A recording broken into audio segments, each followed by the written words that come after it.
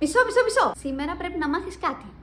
Ξέρεις για την Marie Curie, ότι ήταν η πρώτη γυναίκα που πήρε βραβείο Νόμπελ, ότι ήταν ο πρώτος άνθρωπος που πήρε και δεύτερο βραβείο Νόμπελ και μάλιστα σε δύο διαφορετικά επιστημονικά πεδία, ένα στη φυσική, ένα στη χημεία. Ανακάλυψε το πολόνιο, ανακάλυψε το ράδιο και ένα σωρό άλλα. Άνοιξε το δρόμο για τις γυναίκες επιστήμης. Επίσης, Βαλεντίνα Τερέσκοβα ήταν η πρώτη γυναίκα κοσμοναύτης. Έκανε ένα ταξίδι 3 ημερών και μελέτησε πάρα πολλά πράγματα για το διάστημα και το γυναικείο σώμα στο διάστημα.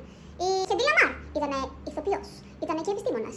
Και χωρίς αυτή δεν θα είχαμε Wi-Fi, GPS, Bluetooth και όλα αυτά που τόσο εύκολα απολαμβάνουμε σήμερα. Μάργαρετ Χάμιλτον ήταν η γυναίκα που με το μυαλό της έκανε μια βιβλία που τα έγραψε στο χέρι και ήταν όλοι οι υπολογισμοί για να μας στείλουν στο διάστημα. Απόλλων 11 forever.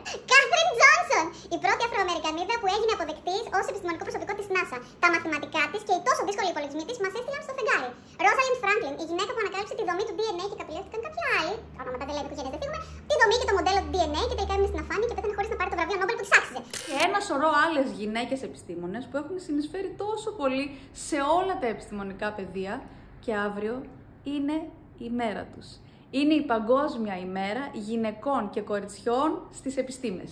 11 Φεβρουαρίου έχουμε ετοιμάσει μία δράση, το Laboratorium και το βιβλιοπωλείο Βαταμίδης και η δράση είναι η εξής. Βλέπεις αυτή την αφίση? Βλέπεις αυτό το χαρτάκι? Το παίρνεις, το συμπληρώνεις, γράφεις από πίσω ένα μήνυμα για την αγαπημένη σου γυναίκα επιστήμονα. Τι θα ήθελες να της πεις? Αν μπορούσες να τη συναντήσεις και μια ευχή, ένα ευχαριστώ, ένα κάτι αδερφέ.